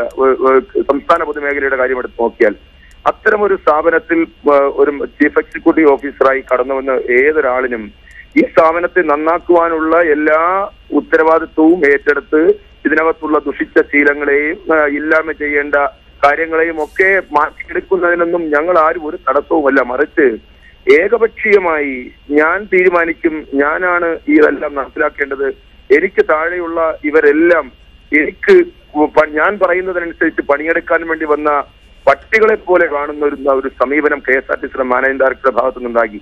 ഞാനത് പറയുന്നു, സാധാരണഗതിയിൽ ഒരു പ്രയോഗം വീട്ടുജോലിക്കാരോട് ഇടപെടുന്നത് പോലെ എന്നാണ് നമ്മൾ സാധാരണ പറയാറ്. പക്ഷെ KSRTCയിലെ തൊഴിലാളിയോട്, ഒരു സ്ഥിരം തൊഴിലാളിയുടെ മുഖത്ത് നോക്കി ഇന്നലെ KSRTCയുടെ മാനേജിംഗ് ഡയറക്ടർ ഒരു ക്ലാർക്കിനോട് പറയാണ്, നിനക്ക് ഞാൻ പറയുന്ന ജോലി ചെയ്യാൻ പറ്റില്ല എന്നുണ്ടെങ്കിൽ നിന്നെ ഞാൻ പിരിച്ചുവിടും എന്ന് പറഞ്ഞാൽ ഇത് KSRTCയുടെ മാനേജിംഗ് ഡയറക്ടറുടെ കുടുംബത്തിൽ നിന്ന് കൊണ്ടുകൊടുത്ത ജോലിയാണോ? അല്ല. കേരളത്തിൽ ടെസ്റ്റ് എഴുതി വന്ന അഭ്യസ്തവിദ്യരായ ചെറുപ്പക്കാരോട് നിന്നെ ഞാൻ പിരിച്ചുവിടും, നിന്നെ ഞാൻ അവിടെ ഇരുത്തും, നിന്നെ ഞാൻ ഇവിടെ ഇരുത്തും, നിന്നെ ഞാൻ അത് ചെയ്യും, അങ്ങനെ ഒരു സംവിധാനമല്ല KSRTCയിൽ വേണ്ടത്. ഏറ്റവും നന്നായി ഈ സ്ഥാപനത്തിന്റെ പ്രതിസന്ധിയെ മറികടക്കുവാൻ ഭാവനാപൂർണമായ ഇടപെടലുള്ള, ഞങ്ങളെല്ലാ തൊഴിലാളികളെയും വിശ്വസിക്കുന്ന, ഞങ്ങളിലുള്ള കുഴപ്പങ്ങളുണ്ടെങ്കിൽ ആ കുഴപ്പങ്ങളെയൊക്കെ ഞങ്ങളെ തിരുത്തിക്കാൻ കഴിയുന്ന, ഈ സ്ഥാപനത്തിലെ എല്ലാ തൊഴിലാളികളുടെയും വികാരമായി ഏറ്റെടുക്കാൻ കഴിയുന്ന ശ്രീ രാഹുൽ, അതായത് യൂണിയനുകളും MDയും തമ്മിൽ പ്രത്യക്ഷത്തിൽ തന്നെ ചില അസ്വാരസ്യങ്ങൾ നിലനിന്നിരുന്നു എന്നുള്ളതാണ് നിങ്ങളുടെ വാക്കുകളിൽ നിന്ന് വ്യക്തമാകുന്നത്. അത് MD എന്ന നിലയിലല്ല, MD നടപ്പിലാക്കുന്ന നയങ്ങളിലാണ് ഞങ്ങളുടെ അസ്വാരസ്യം. ശ്രീ ടോമിൻ തച്ചങ്കരി സാർ എന്നുള്ള നിലയിൽ ഞങ്ങൾ ഒരിക്കലും ഒരു ഘട്ടത്തിലും അദ്ദേഹത്തോട് എല്ലാ ബഹുമാനവും ആദരവും ഒരു ഉദ്യോഗസ്ഥൻ എന്ന നിലയിൽ ഞങ്ങൾ പ്രകടിപ്പിക്കുമ്പോഴും അദ്ദേഹം സ്ഥാപനത്തിൽ നടപ്പിലാക്കുന്ന തൊഴിലാളികളെ സംബന്ധിച്ചിടത്തോളം ബാധകമാകുന്ന, യാത്രക്കാർക്ക് ബാധകമാകുന്ന ഒരു ദീർഘകാലയളവിൽ ഈ സ്ഥാപനം എന്നേക്കുമായി ഇല്ലായ്മ ചെയ്യാൻ പോകുന്ന, ഈ സ്ഥാപനത്തെ പരിമിതപ്പെടുത്താൻ വേണ്ടി പോകുന്ന, സ്വകാര്യവൽക്കരിക്കാൻ തീരുമാനമെടുത്ത, പുറം കരാർവൽക്കരണം നടപ്പിലാക്കാൻ തീരുമാനമെടുത്ത, തൊഴിലാളികളെ പിരിച്ചുവിടാൻ തീരുമാനമെടുത്ത, അവരുടെ ഇന്നലെ എല്ലാ അവകാശങ്ങളെയും നിഷേധിച്ച ഒരു സംവിധാനമാണ് KSRTCയിലെ മാനേജ്മെന്റ്. ആ നയത്തിനെതിരായുള്ള ഒരു ഇടപെടലാണ് ഞങ്ങളുടെ ഭാഗത്തു നിന്നുണ്ടായത്. നിങ്ങൾ തന്നെ സൂചിപ്പിച്ചതാണ് KSRTCയുടെ പരിതാപകരമായ അവസ്ഥ. വീണ്ടും KSRTCയെ കട്ടപ്പുറത്ത് കയറ്റുന്ന ഒരു നിലപാടിലേക്ക് തന്നെയല്ലേ കാര്യങ്ങൾ കൊണ്ടെത്തുന്നത്? നിങ്ങൾ തന്നെ പറഞ്ഞു വളരെ ശക്തരായ, അങ്ങനെയല്ല, വളരെ ശക്തരായ യൂണിയനാണ്, വലിയൊരു കുടുംബമാണെന്നൊക്കെ പറഞ്ഞു. എങ്ങനെയാണ് ഇന്നത്തെ KSRTC അപ്പോൾ ഈ ഒരു അവസ്ഥയിലേക്ക് വന്നെത്തിയത്? അതിൽ യൂണിയനുകളുടെ പങ്കെന്താണ്? ഏതവസ്ഥയാണ് നിങ്ങൾ ഉദ്ദേശിക്കുന്നത്? അതായത് KSRTC നഷ്ടത്തിലാണ് എന്നുള്ള കാര്യത്തിൽ സംശയമില്ല. കോടതിയിൽ വന്ന കേസിൽ കോടതി തന്നെ പറഞ്ഞതാണ്, നഷ്ടത്തിലാണെങ്കിൽ KSRTC അടച്ചു പൂട്ടിക്കോളൂ, എന്തിനിങ്ങനെ ഓടിക്കുന്നു എന്ന് കോടതി തന്നെ ചോദിച്ചതാണ്. അല്ല, അത് KSRTCയുടെ മാനേജിംഗ് ഡയറക്ടർ കൊടുത്ത അഫിഡവിറ്റ് നഷ്ടത്തിലാണ് എന്നുള്ള അഫിഡവിറ്റ് വെച്ചുകൊണ്ടാണ് സർക്കാർ കോടതി അങ്ങനെ പറഞ്ഞത്. KSRTC അതിന്റെ പ്രവർത്തന നഷ്ടത്തിലൊന്നുമല്ല. KSRTC മാന്യമായ വരുമാനവും മാന്യമായ ചെലവ് നിർവഹിച്ചു പോകാൻ കഴിയുന്ന ഒരു സാമ്പത്തിക പൊതുസ്ഥിതി KSRTCക്ക് ഉണ്ട്. അത് ഇന്ന് കാണുന്ന KSRTCയുടെ മാനേജിംഗ് ഡയറക്ടർ ഉണ്ടാക്കിയതല്ല. KSRTCക്ക് ആകെ കടമെന്ന് സുപ്രീം കോടതിയിൽ പറഞ്ഞത് ഞാൻ അടിവരയിട്ട് നിങ്ങൾ ശ്രദ്ധിക്കുക, അടിവരയിട്ട് പറയുന്നു. 1946 തുടങ്ങിയ KSRTC ഇപ്പോൾ ഒരു നൂറ്റാണ്ട് പിന്നിടുന്ന അതിലേക്ക് അടുക്കുന്ന ഒരു ഘട്ടത്തിൽ പോലും KSRTCയുടെ നാളിതുവരെയുള്ള പ്രവർത്തന നഷ്ടമാണ് 3114 കോടി. KSRTCയുടെ ഞാൻ ഉറപ്പിച്ചു പറയുന്നു, 5314 കോടി രൂപ ഇന്ത്യയിൽ ഒരു ട്രാൻസ്പോർട്ട് കോർപ്പറേഷനും പെൻഷൻ കൊടുക്കാത്തപ്പോ അത്രയും കോടി രൂപ 5300 കോടി രൂപ പെൻഷൻ കൊടുത്ത KSRTCക്ക് ആകെയുള്ള കടം 3114 കോടിയേ ഉള്ളൂ. ഈ കള്ളക്കണക്ക് സുപ്രീം കോടതിയിൽ തൊഴിലാളിയുടെ ആനുകൂല്യം കൊടുക്കാതിരിക്കാൻ വേണ്ടി എഴുതി കൊടുത്തു കഴിഞ്ഞാൽ KSRTC പൂട്ടിക്കൂടെ എന്നൊക്കെ ചോദിക്കും. പക്ഷേ KSRTCയുടെ പൊതുസ്ഥിതി ഒരാളിന്റെ മുമ്പിൽ കൈനീട്ടാതെ ശമ്പളം കൊടുക്കാനുള്ള എല്ലാ സാമ്പത്തിക സംവിധാനവും ഉണ്ടാക്കി വെച്ചിട്ടാണ് ശ്രീ ഹേമേന്ദ്രൻ IPS ഇതിനകത്ത് പടിയിറങ്ങി പോകുന്നത്. അങ്ങനെയെങ്കിൽ ഞാനൊരു കാര്യം ചോദിച്ചോട്ടെ ശ്രീ രാഹുൽ, അതായത് ഈ ജനുവരി മാസത്തിൽ മാത്രമാണ് തച്ചങ്കരി നടപ്പിലാക്കിയ ചില പരിഷ്കാരങ്ങളുടെ അവസാനം ഈ ജനുവരി മാസത്തിൽ മാത്രമാണ് KSRTCക്ക് സ്വന്തം അക്കൗണ്ടിൽ നിന്ന് അവരുടെ ജീവനക്കാർക്ക് ശമ്പളം കൊടുക്കാൻ കഴിയുന്ന ഒരു സാഹചര്യത്തിലേക്ക് എത്തിയത്. ഇതിന് മുൻപുള്ള സാഹചര്യം അങ്ങനെ ആയിരുന്നില്ലല്ലോ. വാർത്താക്കുറിപ്പിന്റെ അടിസ്ഥാനത്തിലാണെന്നുണ്ടെങ്കിൽ നിങ്ങൾക്ക് അങ്ങനെ വിശ്വസിക്കാം. ഞങ്ങളെ സംബന്ധിച്ചിടത്തോളം 2018 ഏപ്രിൽ മാസം 1 മുതലുള്ള ഞങ്ങളുടെ ശമ്പളം ഒരു നയാ പൈസ ഒരാളിന്റെ മുന്നിലും കൈനീട്ടി വാങ്ങാതെ തരാൻ കഴിയുന്ന എല്ലാ സാമ്പത്തിക വിഭവവും KSRTCയിൽ ഉണ്ടായിരുന്നു എന്ന് ഏത് കണക്കുകളും വെച്ച് ആരുടെ മുന്നിലും തുറന്ന് സമ്മതിക്കാൻ തയ്യാറാണ്. വളരെ നന്ദി ശ്രീ രാഹുൽ. വാർത്താക്കുറിപ്പിന്റെ അടിസ്ഥാനത്തിലായിരിക്കും നിങ്ങൾ. വളരെ നന്ദി ശ്രീ രാഹുൽ ഈ അവസരത്തിൽ പ്രതികരിച്ചതിന്. എന്തായാലും KSRTC MD സ്ഥാനത്ത് നിന്ന് ടോമിൻ തച്ചങ്കരിയെ മാറ്റിയിരിക്കുന്നു എന്നുള്ളതാണ് ഏറ്റവും പുതുതായി പുറത്തുവരുന്ന വാർത്തകൾ. ഉമേഷ് ബാലകൃഷ്ണൻ ചേരുകയാണ് തിരുവനന്തപുരത്ത് നിന്നും. ഉമേഷ്, ഒരുപാട് പരിഷ്കാരങ്ങൾ നടപ്പിലാക്കിയ വ്യക്തി കൂടിയാണ് തച്ചങ്കരി. ഈ പറഞ്ഞ പോലെ ഈ മാസം ശമ്പളം കൊടുക്കുന്നത് വരെയുള്ള കാര്യങ്ങൾ, അതിനു മുൻപ് തന്നെ പല അസ്വാരസ്യങ്ങളും നിലനിന്നിട്ടുണ്ടായിരുന്നു നേതാക്കളുമായും യൂണിയനുകളുമായും ഒക്കെ. പക്ഷേ നിരവധി പ്രവർത്തനങ്ങൾ കാഴ്ചവെച്ച KSRTC സംരക്ഷിക്കുന്നതിന് വേണ്ടി നിരവധി കാര്യങ്ങൾ മുന്നോട്ട് വെച്ച ഒരു വ്യക്തി കൂടിയായിരുന്നു തച്ചങ്കരി. അങ്ങനെയല്ലേ നമുക്ക് ഈ അവസരത്തിൽ അതിനെക്കുറിച്ച് പറയാൻ കഴിയുക? തീർച്ചയായും വളരെ ചുരുങ്ങിയ കാലം, അതായത് ഏപ്രിലാണ് KSRTC MD ആയി ടോം ജെ തച്ചങ്കരി ചുമതലയേൽക്കുന്നത്.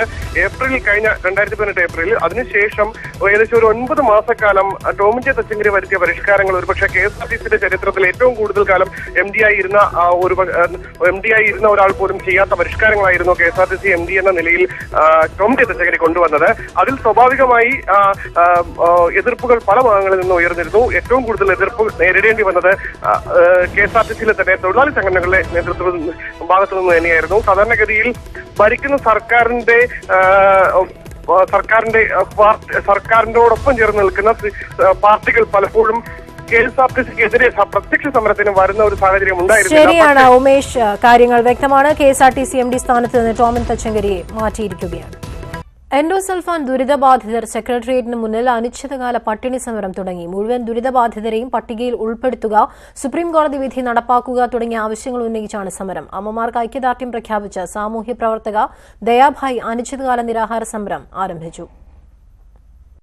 എൻഡോസൾഫാൻ ബാധിതരായ കുട്ടികളുമായാണ് അമ്മമാർ സെക്രട്ടേറിയറ്റ് പടിക്കൽ സമരം നടത്തുന്നത്. 2017 സംഘടിപ്പിച്ച മെഡിക്കൽ ക്യാമ്പിലൂടെ കണ്ടെത്തിയ 1905 ദുരിതബാധിതർ ഇപ്പോഴും സർക്കാർ പട്ടികയ്ക്ക് പുറത്താണ്. ഇവരെ പട്ടികയിൽ ഉൾപ്പെടുത്തി സൗജന്യ ചികിത്സയും മറ്റ് സഹായങ്ങളും അനുവദിക്കണമെന്നാണ് അമ്മമാരുടെ ആവശ്യം. ദുരിതബാധിതർക്ക് 5 ലക്ഷം രൂപ നഷ്ടപരിഹാരം അനുവദിക്കണമെന്ന സുപ്രീംകോടതി വിധി നടപ്പാക്കുക തുടങ്ങി 14 ആവശ്യങ്ങളും എൻഡോസൾഫാൻ പീഡിത ജനകീയ മുന്നണി മുന്നോട്ട് വയ്ക്കുന്നു. 2016 സമരത്തെ തുടർന്ന് സർക്കാർ നൽകിയ ഉറപ്പുകൾ ഇതുവരെ പാലിക്കപ്പെട്ടിട്ടില്ലെന്ന് സമരസമിതി ആരോപിക്കുന്നു. Development victims ഒരുപാടായിക്കൊണ്ടിരിക്കുന്നു. ഇന്ത്യ മുഴുവനും ഇവരുടെ ഡെവലപ്മെന്റ് എന്ന് പറയുന്ന, വികസനം എന്ന് പറയുന്ന ഒരു വിഷയം നമ്മളെപ്പോലുള്ള സാധാരണക്കാരെ കൊല്ലുന്നു. സർക്കാർ നാടകം കളിക്കുകയാണെന്ന് ദയാഭായ് പറഞ്ഞു. സമരത്തിന് ഐക്യദാർഢ്യം പ്രഖ്യാപിച്ച് ദയാഭായ് ഏകാംഗ നാടകം അവതരിപ്പിച്ചു.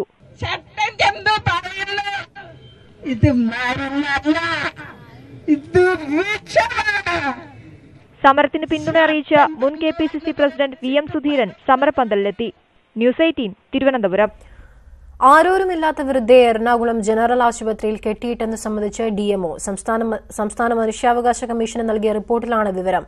ജനറൽ ആശുപത്രിയിലെ ഐസൊലേഷൻ വാർഡിൽ ആരോരുമില്ലാത്ത രോഗികളെ കെട്ടിയിട്ടിരുന്നതായി ന്യൂസ് 18 റിപ്പോർട്ട് ചെയ്തിരുന്നു. ഇതിന്റെ അടിസ്ഥാനത്തിൽ മനുഷ്യാവകാശ കമ്മീഷൻ കേസെടുത്ത അന്വേഷണത്തിന് ഉത്തരവിട്ടിരുന്നു. ആരോരുമില്ലാത്ത രോഗികളെ കൃത്യമായ ചികിത്സയും അടിസ്ഥാന സൗകര്യവുമില്ലാതെ എറണാകുളം ജനറൽ ആശുപത്രിയിലെ ഐസൊലേഷൻ വാർഡിൽ കെട്ടിയിട്ടിരുന്നതായി ന്യൂസ് 18 റിപ്പോർട്ട് ചെയ്തിരുന്നു. സംസ്ഥാന മനുഷ്യാവകാശ കമ്മീഷൻ സംഭവത്തിൽ കേസെടുത്തു. അന്വേഷണം നടത്തി റിപ്പോർട്ട് സമർപ്പിക്കാൻ മനുഷ്യാവകാശ കമ്മീഷൻ അധ്യക്ഷൻ ജസ്റ്റിസ് ആന്റണി ഡൊമിനിക് ജനറൽ ആശുപത്രി സൂപ്രണ്ടിനും ജില്ലാ മെഡിക്കൽ ഓഫീസർക്കും നിർദ്ദേശം നൽകിയിരുന്നു. ഇതിന്റെ അടിസ്ഥാനത്തിൽ സമർപ്പിച്ച റിപ്പോർട്ടിൽ വൃദ്ധയെ ആശുപത്രിയിൽ കെട്ടിയിട്ടിരുന്നതായി DMO വ്യക്തമാക്കിയിട്ടുണ്ട്. മനോരോഗ വിദഗ്ധന്റെ നിർദ്ദേശപ്രകാരമാണ് ഇപ്രകാരം ചെയ്തതെന്നും റിപ്പോർട്ടിൽ പറയുന്നു. പിന്നീട് ഇവരെ അങ്കമാലിയിലെ വൃദ്ധസദനത്തിലേക്ക് മാറ്റി. DMOയുടെ റിപ്പോർട്ട് മനുഷ്യാവകാശ കമ്മീഷൻ അടുത്ത സിറ്റിംഗിൽ പരിഗണിക്കും. വിനീത VG, ന്യൂസ് 18 കൊച്ചി. വാർത്താ ബുള്ളറ്റിൻ പൂർണ്ണമാവുകയാണ്. ഇടവേളയ്ക്ക് ശേഷം പ്രൈം ഡിബേറ്റ് കാണാം. നമസ്കാരം.